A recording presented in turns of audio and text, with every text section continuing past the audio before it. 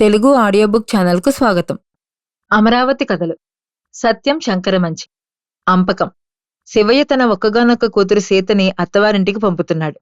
పొద్దుట్నుంచి ఇల్లంతా మహా సందడిగా ఉంది. శివయ్య కాలుగాలిన పిల్లిలా బజారుకి ఇంటికి ఒకే పరుగు. అరటిపళ్ళ గెలొచ్చిందా? అరిసెలు మూటకట్టారా? సున్నుండల డబ్బా ఎక్కడా? అంటూ ఇల్లంతా కదం తొక్కుతున్నాడు. శివయ్య భార్య పార్వతమ్మకి ఊపిరి సలపటం లేదు. ఎందరు అమ్మలక్కలు సాయం చేసినా ఊరికే హైరానా పడిపోతూ గదులన్నీ చుట్టుముట్టి వస్తోంది. సీతకు పట్టుచీర కట్టారు. పాదాల నిండా పసుపు రాసి పారాణి పెట్టి నుదుట పెద్ద బొట్టు పెట్టి బుగ్గన చాదుచుక్క అద్దారు. తోటి ఈడు వాళ్లు ఆట పట్టిస్తుంటే గదిలో పీటమించి లేచి యువతలకు రాలేదు. అంతా వెళ్లిపోయినా తలవంచుకు పీట మీదే కూర్చుంది. పాదాలకున్న పసుపు పట్టుచీర పూసుకుంటుంటే ఆలోచించుకుంటోంది. నేను వెళ్ళిపోతున్నాను. అమ్మని నాన్నని విడిచి వెళ్ళిపోతున్నానా? శివయ్య దొడ్లో వేపచెట్టు కానుకుని బెంబేలైపోతున్నాడు. తన తల్లి వెళ్ళిపోతోంది. తన ఇంటి దీపం వెళ్ళిపోతోంది. తన చిట్టి తల్లి తనని రోజూ పలకరించకపోతే తనకి ఎట్లా గడుస్తుంది? 16 ఏళ్ల క్రితం పురిటింట్లో చంటిపాప కెవ్వుమంటే మహాలక్ష్మి పుట్టిందన్నారు. ఆ క్షణం నుంచి శివయ్యకి పాపకి ప్రాణం లంకే. పార్వతమ్మ పాలిచ్చి ఉయ్యాల్లో పడుకోబెట్టడమే తప్ప సీత ఎప్పుడూ తండ్రి చేతుల్లోనే ఉండేది. తండ్రి చేతుల మీదే పెరిగింది. 4 ఏళ్లొచ్చాక బళ్ళో వేస్తుంటే ఊరంతటినీ పిలిచాడు శివయ్య. పిల్లలందరికీ పలక, బలపాలు, మిఠాయి పంచిపెట్టించాడు. బడినుంచి రావటం ఓ నిమిషం ఆలస్యమైతే పరుగు పరుగునెదిరెళ్లి భుజం మీద ఎక్కించుకుని తీసుకొచ్చేవాడు. వస్తూ వస్తూ సీత బళ్ళో కబుర్లన్నీ చెప్తుంటే శివయ్య ఆనందంగా ఊకొట్టేవాడు. భోజనం ఎప్పుడూ ఇద్దరూ కలిసి చేయాల్సిందే. కూతురికి ఏ కూర నచ్చిందో కనుక్కుని తను ఆ కూరే కలుపుకునేవాడు. అన్నాలయ్యాక సన్నజాజి పందిరి కింద శివయ్య పడుకుంటే సీత వెళ్లి తండ్రి పక్కలో దూరేది. తండ్రి ఒళ్ళో ముడుచుకు పడుకునేది. తండ్రిని కథలు చెప్పమని వేధించేది. శివయ్య తనకి తోచిన కథ చెప్తుంటే అంతలోనే నిద్రపోయేది. 2 చేతులా తన్ని కావలించుకుని నిశ్చింతగా నిద్రపోయే కూతుర్ని చూస్తూ పైనుంచి రాలుతున్న సన్నజాజి పూలను చూస్తూ కళ్ళ నీళ్లైపోయేవాడు శివయ్య. మరి రేపటినుంచి తనెవరికి కథ చెప్తాడు? సన్నజాజి పూలు ఎవరిమీద రాల్తాయి?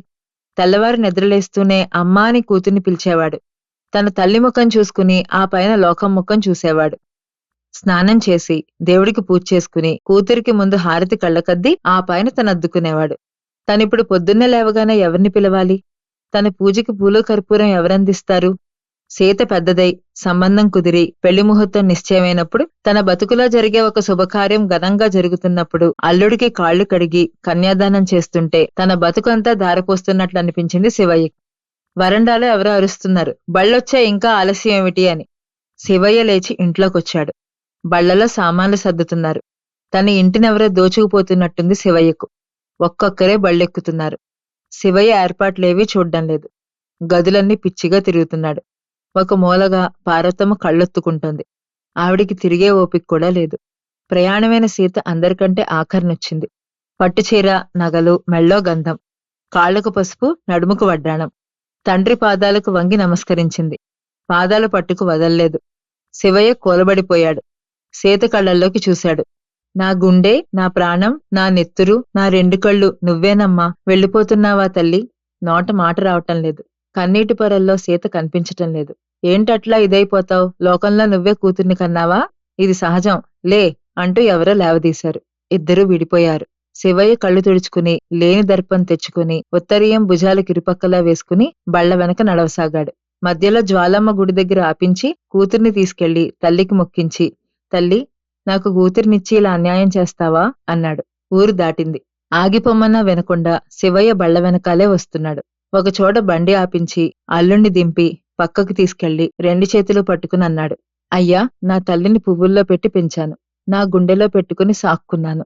పిల్లది తెలియక ఎప్పుడన్నా తప్పు చేస్తుంది. అప్పుడు నీకు కోపం వస్తుంది. తప్పులేదు. తిట్టాలనిపిస్తుంది. సహజమే. ఒక్కోసారి కొట్టాలనిపిస్తుంది. పర్వాలేదు. అల్లాటప్పుడు బాబాబు, నాకొక్క కార్డు ముక్కరాయి. కాకితో కబురంపు. వాలిపోతాను. నీ కోపం తీరేదాకా నన్ను తిట్టు. నీ కసిపోయేదాకా నన్ను కొట్టు.